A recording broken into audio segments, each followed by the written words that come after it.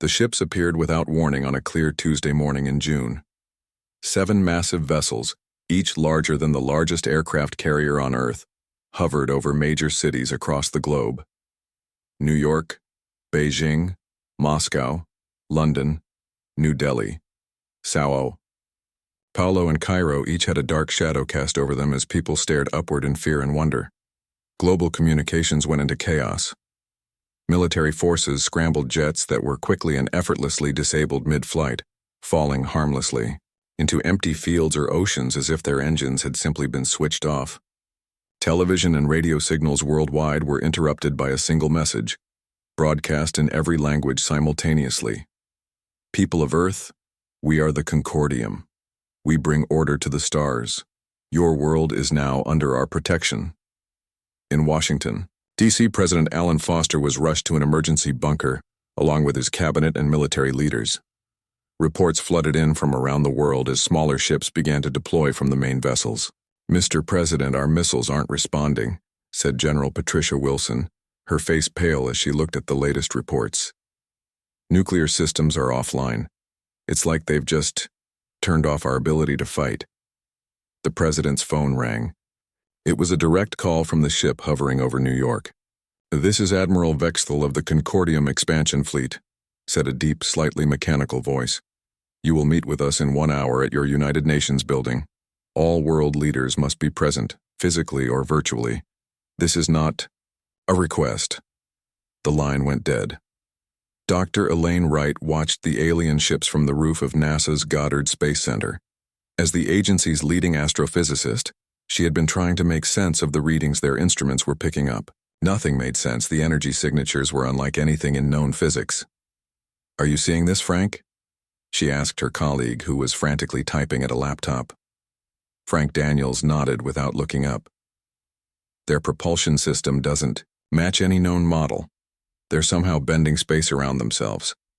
And the energy readings, they're off the charts but strangely consistent." Elaine narrowed her eyes, focusing on the hull of the distant ship visible on the horizon. "There's something familiar about the pattern of their energy output. It reminds me of my work on stellar gravitational fields." Frank finally looked up. "What, like stars? You think their ships work like stars?" "Not exactly," Elaine said slowly. "But there's a connection. I need more data." At the United Nations, world leaders gathered in an atmosphere of tension and fear. The Security Council chamber was filled beyond capacity. On the main floor sat President Foster, alongside leaders from Russia, China, the European Union, and dozens of other nations. Some appeared via secure video links. 4 aliens entered the room. They stood nearly 7 feet tall with slender blue-gray bodies. Their heads were slightly elongated with 4 eyes, 2 large main eyes and 2 smaller ones above them. They wore what appeared to be ceremonial armor of a metallic substance that seemed to flow like liquid with their movements. The one in front stepped forward. "I am Admiral Vexthal. For 50,000 years, the Concordium has brought peace and order to this galaxy. Your planet now falls under our domain." President Foster stood, his voice steady despite his fear. "We are a sovereign planet with our own governments and rights. We have no quarrel with you, but we will defend ourselves." Admiral Vexthal made a sound that might have been a laugh. "Your species is young, barely out of its planetary cradle. Your defense systems have already been neutralized. This is not a negotiation or invasion. It is simply notification of your new status." The Admiral gestured, and a 3-dimensional map of the galaxy appeared floating above the center of the room. A tiny blue dot highlighted Earth's position in one of the outer spiral arms. The Concordium spans 3,000 star systems, with over 300 sentient species living in harmony under our guidance. You will join them. The terms are simple. Earth becomes a protectorate. You will cease independent space exploration beyond your moon. You will provide yearly tribute of biological samples and certain mineral resources. In exchange, we will provide technological advancements that will solve your environmental problems, disease, and extend your lifespans. The Chinese president spoke up. "And if we refuse?" Without warning, the image above them changed to show a planet similar to Earth. As they watched, a beam of light struck the planet from orbit. Within seconds, all signs of civilization disappeared from an entire continent. That was a species who refused 4 centuries ago, Admiral Vextel said, calmly. We preserve their planet as a nature reserve now. The choice is yours. The room erupted in fearful discussion. President Foster called for calm. We need time to discuss this among ourselves, he said. You have 24 hours, replied the Admiral. We are not unreasonable. Study our terms. They are beneficial to your continued development, just with certain limitations for galactic stability. After the aliens left, Earth's military leaders confirmed the worst. All advanced weapon systems worldwide remained disabled. Satellites showed smaller Concordium ships had positioned themselves near major military installations across the globe. Back at NASA, Elaine and Frank had been working non-stop, analyzing every bit of data they could gather about the alien ships. Look at these energy fluctuations, Elaine said, pointing to her screen. They spike at regular intervals, almost like a heartbeat. But it's not just any pattern. It matches stellar energy pulse patterns. Frank rubbed his tired eyes. So what? They use star-like energy? Not just that. I think they're using stars themselves somehow. The energy signature is too similar to be coincidence. Elaine pulled up another screen of data. See this? When their ships move, there's a gravitational ripple effect. It's subtle, but it's there. For the next 24 hours, Earth's leaders debated while its people watched the skies in fear. Military options were discussed and dismissed. They simply had no effective weapons against such advanced technology. When the deadline arrived, President Foster delivered Earth's answer from the same United Nations chamber. We accept your terms, with conditions regarding our sovereignty and internal matters. Admiral Vexthul seemed pleased. Wise choice. The transition will begin immediately. Your world will soon understand the benefits of Concordium membership. Within weeks, alien bases were established on the Moon and Mars. Concordium representatives began working with Earth governments on implementing new technologies. Disease rates plummeted as alien medical technology was shared. Clean energy systems began replacing fossil fuels. On the surface, it appeared that Earth was accepting its new role in the Galactic Empire. But deep in a secure lab beneath the Goddard Space Center, Elaine Wright continued her research, now with official access to some Concordium scientific data. Frank, she whispered one night as they reviewed some equations together. I think I know how to beat them. Frank looked around nervously. Be careful what you say, they might be listening. Elaine slid a tablet toward him with a complex set of equations. Their entire empire depends on how they harness stellar energy. And if I'm right, we could turn that against them. How?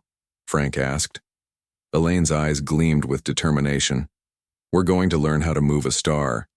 5 years passed since the Concordium arrived on Earth. Life had changed in ways both good and bad. The aliens had kept their promises about technology. Cancer and most diseases were now easily cured. Clean energy powered every home and vehicle. Food was plentiful. The average human lifespan had already increased by 15 years, but freedom came with limits. Humans could not travel beyond the Moon without Concordium approval. All advanced research needed alien oversight. Space programs were dismantled. Military forces were reduced to basic peacekeeping roles. Once a month, ships collected the required tribute, rare minerals and biological samples from thousands of volunteer humans. In public, Earth's leaders smiled alongside their alien counterparts. The Global Unity Council, headed by Chairman William Beck, worked closely with the Concordium representatives. Beck had become the face of human cooperation, appearing in frequent broadcasts about the benefits of being part of the galactic community. Another successful harvest, Beck announced at a press conference in Geneva. The Concordium continues to be pleased with Earth's contributions. In return, they have approved the delivery of new medical technology next month. Few questioned this arrangement openly. Those who did found themselves facing rehabilitation, a process that left them strangely content with the new world order. People learned not to ask too many questions. But beneath the dry, rocky surface of Chile's Atacama Desert, Questions were all that mattered to the team in Facility Zero. Dr. Elaine Wright stood before a large holographic display showing the internal structure of the sun. Next to her, Frank Daniels adjusted controls on a panel as the image zoomed in on the stellar core. "The simulation is stable," Frank said. "If my calculations are right, we can induce a controlled shift in the gravitational constant at this exact point." He pointed to a section of the core. "And that would let us move the entire star?" asked Maria Lopez, the team's expert in alien metallurgy. "In theory," Elaine replied, "though at this stage we could only create minor movements or directed solar flares, but the principle is sound." The facility around them hummed with activity. 50 of Earth's brightest minds worked in this hidden complex, built into the desert rock under the cover of a mining operation. The Concordium rarely bothered with mining sites, considering them primitive and unimportant. Samantha Miller, their computer specialist, entered the room with a tablet. "The latest satellite data from the Concordium base on Mars," she said. "I had to scrub this 6 ways to make sure I wasn't leaving digital fingerprints, but it confirms your theory, Elaine." On the tablet was a technical diagram of what appeared to be the power core of a Concordium ship. The design showed a miniaturized version of a star, contained within layers of exotic materials. "They're using artificial microstars as power sources," Elaine explained to the group. "It's why their energy signatures resembled stellar patterns. They've mastered the art of creating and containing small-scale stellar bodies." "Which means they understand the physics we're working with," Frank added. "But I don't think they've ever considered using it the way we are. Their focus has been on containing stars, not moving them." John Carter, the former general who handled security for the facility, crossed his arms. "Let's be clear about what we're doing here. If we succeed, we'll be threatening the most powerful empire in the galaxy by holding our own star hostage. This goes beyond resistance. It's potentially an act of war." Elaine nodded solemnly. "I know. But what choice do we have? Slow extinction as a species? Our culture and innovation dying under their control? They may have given us longer lives, but they've taken our future." The group fell silent, the weight of their work hanging heavy in the air. "Show them the prototype," Frank suggested. Elaine led them to an adjacent lab where a device the size of a small car sat on a testing platform. It looked like a series of concentric rings surrounding a core of silvery metal. Cables and conduits connected it to massive power supplies that lined the walls. "This is Project Prometheus," Elaine said with pride. "A gravitational manipulation device based on reversed-engineered Concordium technology, combined with my own theories on stellar dynamics." "It doesn't look like much," John commented. "Neither did the first nuclear bomb," Frank replied. "But like that weapon, this changes everything." Samantha checked her watch. "The test window opens in 20 minutes. The Concordium satellites will be on the far side of their orbit. We'll have a 12-minute gap in their coverage." They moved to the control room where a dozen engineers prepared for the test. Outside the facility, in a controlled area of the desert, a 3-ton meteorite had been placed as the target. It had taken months to move it there piece by piece to avoid detection. "All systems go," reported the lead engineer. "Power level stable." Elaine took a deep breath. "Begin test sequence." The room filled with the hum of enormous energy being channeled through the device. On the monitors, they watched as invisible gravitational waves focused on the meteorite. At first, nothing happened. Then, almost imperceptibly, the massive rock began to move. Not falling or rolling, but rising, defying Earth's gravity as new forces acted upon it. "It's working," Frank exclaimed, checking the readings. "We're creating a localized gravitational field that's counteracting Earth's pull." The meteorite rose a full meter off the ground, hovering as if in space. Then, with careful adjustments to the device, they made it move horizontally, following a predetermined path. "Perfect control," Elaine whispered. "If we can do this to a meteorite, we can do it to a star," Maria finished. The test continued for 8 minutes before they powered down the device. The meteorite settled back to the ground with a heavy thud that registered on their seismic monitors. Celebration filled the room, Years of secret work were finally bearing fruit, but the jubilation was short-lived as alarm lights suddenly flashed red throughout the facility. "What's happening?" "John," demanded. Samantha rushed to her station. "Concordium transport ship approaching. It's ahead of schedule. They're not supposed to be in this sector for another week." "Could they have detected us?" Frank asked. "Impossible to know," Elaine replied. "But we can't take chances. Initiate blackout protocols." The team scrambled to hide all evidence of their work. The prototype was lowered into a lead-lined chamber beneath the floor. Data was encrypted and buried in innocuous mining surveys. By the time the facility's outer doors opened to admit the visitors, it appeared to be nothing more than an advanced geological research station. Sub-Commander Zethra entered with 2 guards. The slender alien's 4 eyes took in everything, with suspicious precision. "This facility is not on our approved research list," she said. "Explain." Dr. Wright stepped forward with a practiced smile. "Welcome, Sub-Commander. This is simply a mining efficiency study site. We're developing better techniques for mineral extraction to meet our quota obligations." Zethraya's upper eyes narrowed. "Then why does our scan show unusual power consumption? Here, nearly 10 times what mining research should require." Behind her calm exterior, Elaine felt her heart race. The fate of humanity's one chance at freedom hung in the balance. "Allow me to show you our latest drilling technology," she offered smoothly. "It requires significant energy, but increases yield by 40%. The Concordium will benefit greatly from our efficiency."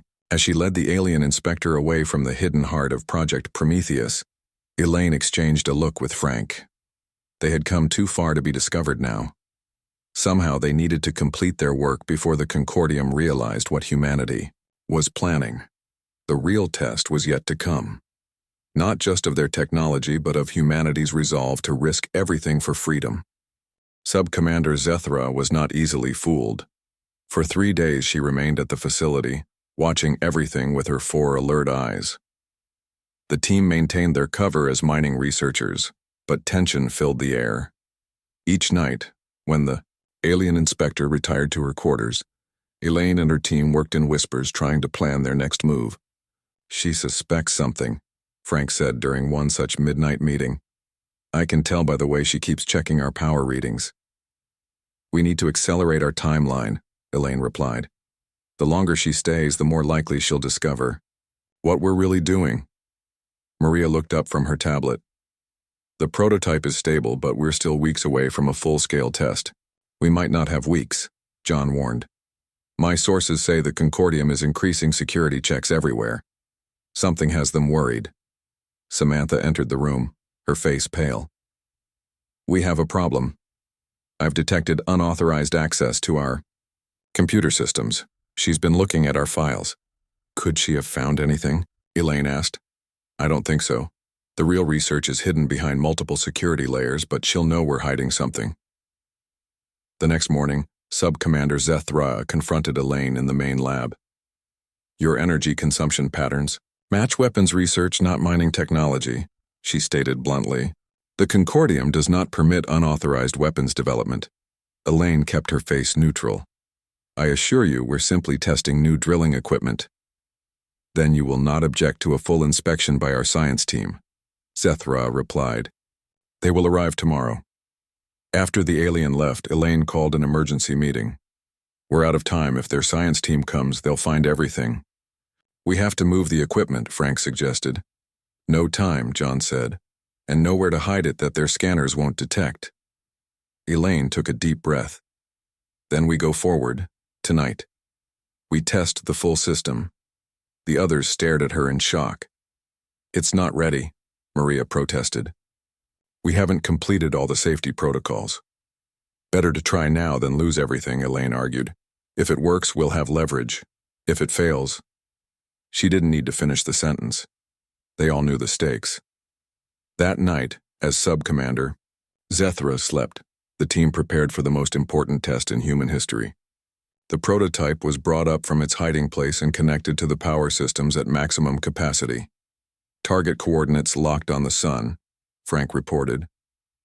"We're aiming for a small, controlled solar flare, directed away from Earth and any Concordium ships." Elaine nodded. If this works, it will be proof that we can affect our star. It should be visible to their sensors but not dangerous to anyone. Power at maximum, Samantha said. Ready when you are. Elaine looked at each team member's face. They had worked in secret for 5 years for this moment. Activate Project Prometheus. The device hummed to life, its concentric rings beginning to spin. Energy readings climbed rapidly as it focused immense power toward the sun, 93 million miles away. On their monitors, they watched the sun's surface, waiting for any sign that their device was working. Energy transmission stable, Frank reported. No adverse reactions in the device. Minutes passed with no visible effect. Anxiety filled the room. Then suddenly, Samantha pointed at the screen. There! Look at the solar surface. A small, bright spot appeared on their view of the sun, growing quickly into a plume of plasma. The solar flare wasn't enormous by the sun's standards, but it was precisely where they had targeted it. It worked, Frank exclaimed. We've just artificially induced a solar flare. The team's celebration was cut short by blaring alarms. The door to the lab slid open, revealing Subcommander Zethra with several armed guards. Humans tampering with stellar physics, she said coldly. This is forbidden technology. Before anyone could react, more Concordium troops entered the facility. The team was quickly surrounded, their weapons confiscated. You will all face the Emperor's justice, Zethra continued. This facility is now under Concordium control. As the team was led away in restraints, Elaine caught Frank's eye. They had been discovered, but their test had worked. Somewhere in orbit, Concordium sensors would have detected the artificial solar flare. The next day, the Global Unity Council held an emergency session. Chairman William Beck stood before the assembled human leaders, with Admiral Vexthul looming beside him. A grave breach of our agreement has been discovered, Beck announced, his voice shaking slightly. A rogue group has developed prohibited technology that violates our treaty with the Concordium. Murmurs filled the chamber. Most of the council had no knowledge of Project Prometheus. Admiral Vexthul stepped forward. This incident cannot be overlooked. The technology these humans were developing could destabilize solar systems throughout the galaxy. All involved will be removed from Earth for trial under Concordium law. In a holding cell beneath the council building, Elaine and her team listened to the broadcast. They were being painted as dangerous criminals rather than freedom fighters. They're afraid, Elaine whispered to the others. They wouldn't react this strongly if they didn't recognize the threat our technology poses. Fat lot of good it does us now, John grumbled. We're headed for some alien prison. A guard appeared at their cell door. Dr. Wright, Admiral Vexthul wishes to speak with you alone. Elaine was led to a small room where the imposing alien commander waited. His 4 eyes studied her carefully. You have created something remarkable, he said, surprising her with a hint of admiration in his voice. Our scientists have confirmed that your device actually manipulated solar energy from a distance. No species in the Concordium has achieved this. Then perhaps humans aren't as primitive as you thought, Elaine replied. Indeed. However, you must understand why this technology cannot be allowed. The potential for destruction is too great. We weren't building a weapon, Elaine said. We were creating leverage. Admiral Vexthul tilted his head. Explain. Your empire controls thousands of worlds by force. Earth simply wanted a way to ensure our independence. If we could move our star, even slightly, you couldn't stop us from leaving your control. The Admiral was silent for a long moment. A negotiating tool, then. Clever, but still too dangerous to permit. That's not your decision to make, Elaine said firmly. Earth never agreed to give up its right to self-determination. Before the Admiral could respond, an aide rushed into the room. Admiral, urgent news from the facility in the desert. Vexthul turned away to receive the message. When he faced Elaine again, his expression was unreadable. It seems your colleagues have left us a surprise. The device has been activated by a timer. It's currently directing a much larger solar flare, directly toward our main fleet in orbit. Elaine maintained a calm exterior, though this was news to her. Someone on the team, likely Frank, had created a backup plan. Only I can shut it down, she bluffed. And I will. On one condition. Earth's freedom. Admiral Vexthul studied her with all four eyes.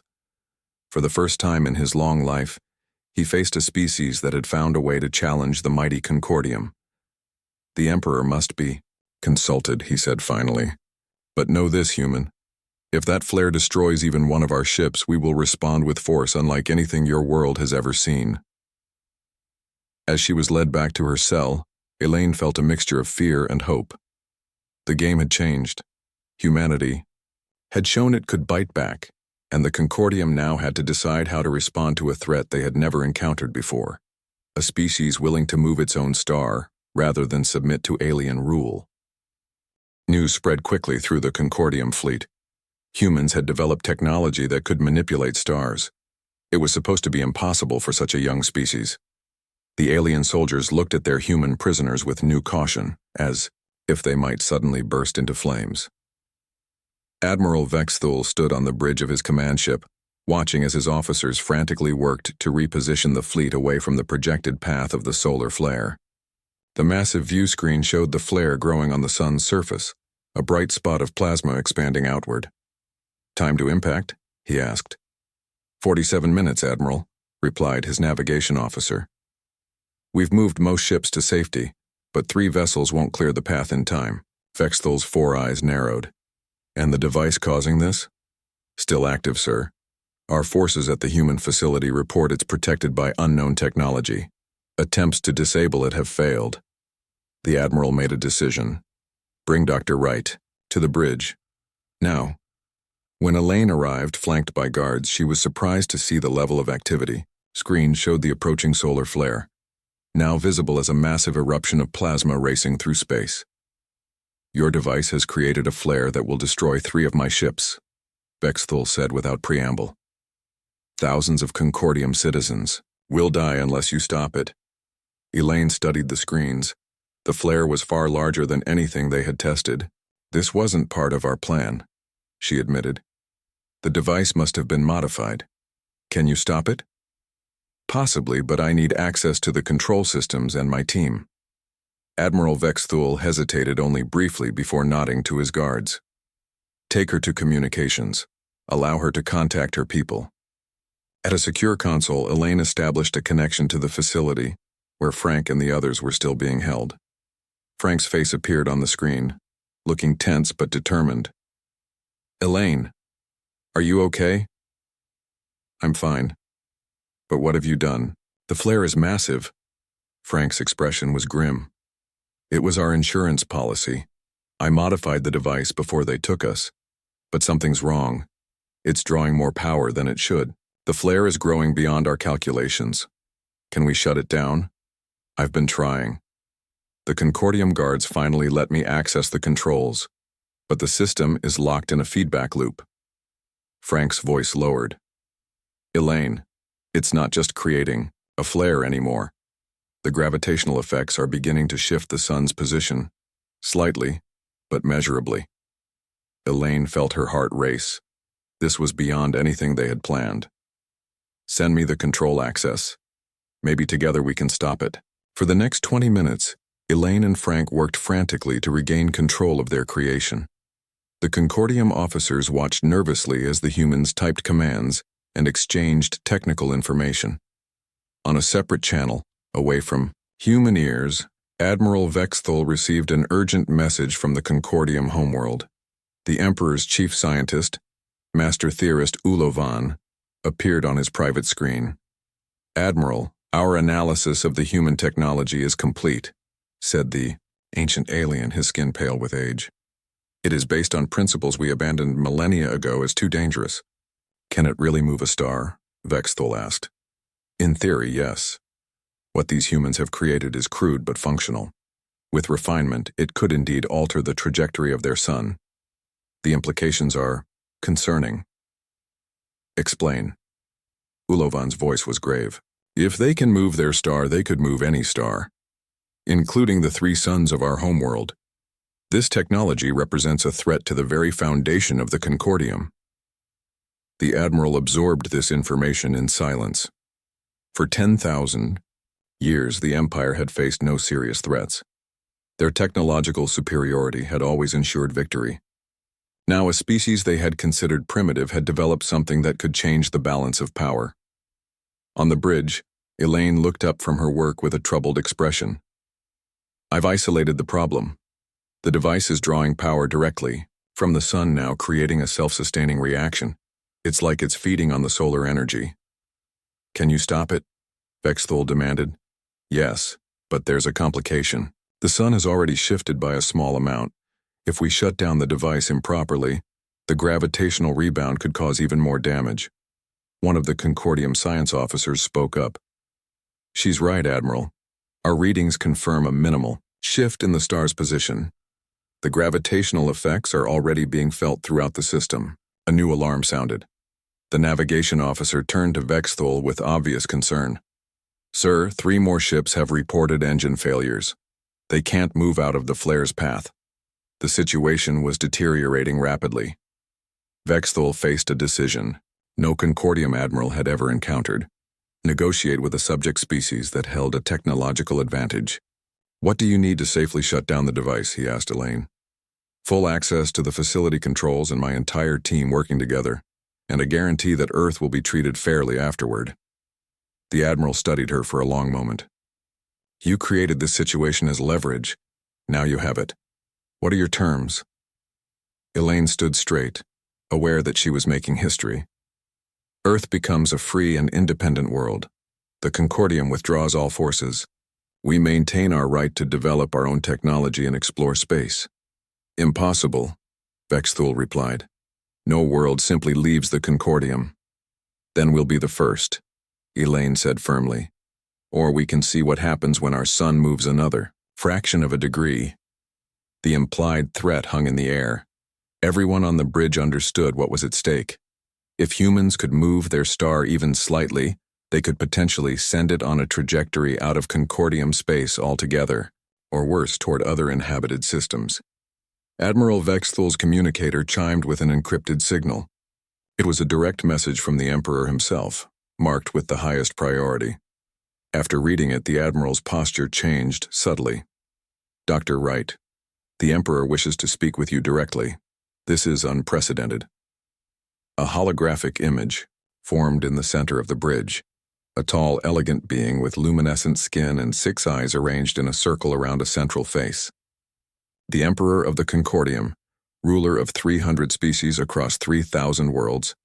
Greetings, human scientist. The Emperor's voice was melodious but powerful. I am told you have accomplished what none have dared in 50,000 years. Elaine bowed slightly, maintaining her composure despite her amazement. We simply wanted our freedom, Your Majesty. At the risk of your own star, your own world. The Emperor seemed genuinely curious. Such determination is rare in the galaxy. Humans value freedom above many things, Elaine replied. Even safety. The Emperor was silent for a moment, 6 eyes blinking in sequence. Commander Kresh of my fleet advises immediate military action against Earth. Admiral Vexthul recommends negotiation. Master Theorist Ulovan suggests your technology could benefit the entire Concordium if shared. What do you suggest, Dr. Wright? Elaine took a deep breath. The fate of humanity hung on her answer. I suggest a new relationship between Earth and the Concordium. Not as rulers and subjects, but as equals with mutual respect. We have much to learn from you, but perhaps you have things to learn from us as well. On the view screen behind her, the solar flare continued its approach toward the stranded Concordium ships. Time was running out for everyone. The Emperor's 6 eyes studied Elaine carefully. For a being who had ruled for over 1,000 years, humans were a curious anomaly. Most species submitted easily to the Concordium, grateful for the technological benefits and protection. Few ever developed anything that could challenge the Empire's supremacy. You speak of equality, the Emperor said finally. Yet your species is young, barely spacefaring. Age doesn't always equal wisdom, Elaine replied.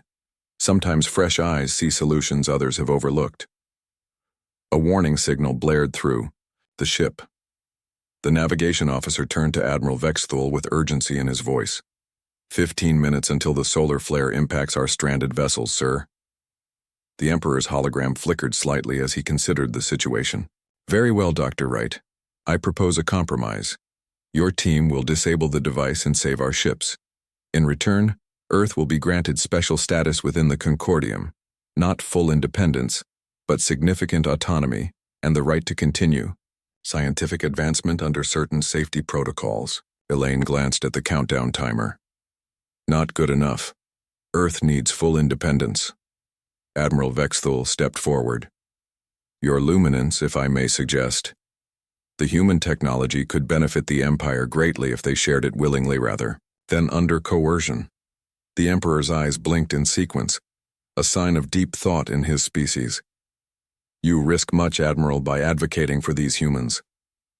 I have observed their determination firsthand, Vexthul replied. They would rather risk their own star than submit. Such resolve deserves consideration. The countdown continued. 12 minutes remained. A final offer, the Emperor said. Earth becomes an independent ally of the Concordium, not a subject world. You will share the star-moving technology with us for peaceful applications only. Both sides will commit to non-aggression. Elaine thought quickly. It was more than they had ever hoped for. We accept, with one condition. The Concordium acknowledges humanity's right to continue space exploration and colonization. Agreed, the Emperor said without hesitation. Now save my ships, Dr. Wright. With the deal struck, Elaine was immediately connected to Frank and the team at the facility. Together they worked feverishly to regain control of the device. The Concordium's best scientists joined them, offering insights into stellar physics that helped stabilize the process. We've isolated the feedback loop, Frank reported, but shutting it down too quickly could cause the sun to snap back to its original position with unknown consequences. We need to gradually reduce power, Elaine agreed. Redirect the flare. First, then slowly bring down the gravitational effect. The minutes ticked by as they worked. On screens throughout the fleet, humans and aliens alike watched as the massive solar flare began to change course, veering away from the stranded ships. A collective sigh of relief went through the Concordium vessels as the deadly plasma missed them by a narrow margin. Flare successfully diverted, Samantha reported, now working on stabilizing the sun's position. It took another hour of careful adjustments, but finally, the sun's movement stopped. The star would remain slightly off its original position, a permanent reminder of what humans had accomplished. In the following days, representatives from Earth and the Concordium worked out the details of their new arrangement. The Global Unity Council was disbanded, replaced by an Earth alliance that truly represented humanity's interests. Admiral Vexthul remained as the Concordium's ambassador, developing an unexpected respect for the species that had challenged an empire. 1 month later, Elaine stood in a grand hall on the Concordium capital world, the first human ever invited to address the High Council. The room was filled with representatives of hundreds of species, all curious about the humans who had earned their freedom through an unprecedented technological achievement. The treaty between Earth and the Concordium marks a new chapter in galactic history, she began. For the first time, a world has joined the interstellar community not as a subject but as an equal partner. Murmurs filled the chamber. Many counselors were still uncomfortable with the arrangement, but none could deny the significance of what had happened. Humanity offers our star-moving technology for peaceful purposes only, Elaine continued. Already, our joint research teams have identified applications for stabilizing dying stars and protecting worlds from stellar flares. The Emperor spoke from his elevated position. The Concordium has existed for 50,000 years by adapting and incorporating new species and ideas. Humans have demonstrated that sometimes the youngest races have the most to teach us. After the ceremony, Elaine found Admiral Vexthul waiting for her in an antechamber. You have achieved something remarkable for your species, he said. Many still wonder if we should have simply destroyed your world when we discovered your device. Why didn't you? Elaine asked. The Admiral's 4 eyes looked at her with something approaching respect. Because true power isn't about destruction. It's about finding solutions that benefit all. You humans reminded us of that principle. We still have much to learn from the Concordium, Elaine admitted. And perhaps we have things to learn from you, Vexthul replied. Not many species would risk their own star for freedom. Would you have actually done it? He asked suddenly. Would you have moved your son out of our space if we hadn't agreed to your terms? Elaine smiled. Let's hope we never have to find out. Back on Earth, the changes were already visible. Concordium bases on the Moon and Mars were being converted to joint research facilities. Human ships were venturing beyond the solar system for the first time, exploring with new technologies that combined Earth innovation with Concordium science. In Yadawiksat, the Atacama facility, now an official Earth Alliance research center, Frank supervised the construction of a new, improved version of Project Prometheus. This one built not in secret, but with the full knowledge and support of both human and Concordium scientists. Do you ever wonder what would have happened if they'd discovered us earlier? Maria asked as they watched the new device taking shape. Or, if the device hadn't worked? Added Samantha. Frank shook his head. No point wondering about what didn't happen. We took a chance and it paid off. Now we're helping design technology that could save stars across the galaxy. John Carter, now head of the Earth Alliance Defense Force, joined them with a tablet showing the latest reports. We've got approval for the first human colony ship. Destination is a planet 17 light-years away. They want you all as scientific advisors. They looked at each other with excitement. The stars were finally open to humanity, not as subjects of an empire, but as explorers and equals. In his palace on the Concordium homeworld, the Emperor reviewed reports of human activities with his inner council. Some advisors still expressed concern about the special treatment Earth had received. They threatened to move their star. One counselor protested. Such behavior should not be rewarded. The Emperor's 6 eyes blinked thoughtfully. Sometimes, Counselor, one must recognize when they have encountered a species unlike any other. The humans did not just threaten to move their star, they proved they could do it. And in doing so, they showed us something we had forgotten in our millennia, of easy conquest. What is that, Your Luminance? Asked the counselor. That determination can be as powerful as technology, the Emperor replied. And that freedom to some species is worth any risk. That is a lesson worth the price we paid. Across the vast distances of space, Earth's sun shone slightly off its original position, a small but permanent reminder that humans had changed the galaxy forever.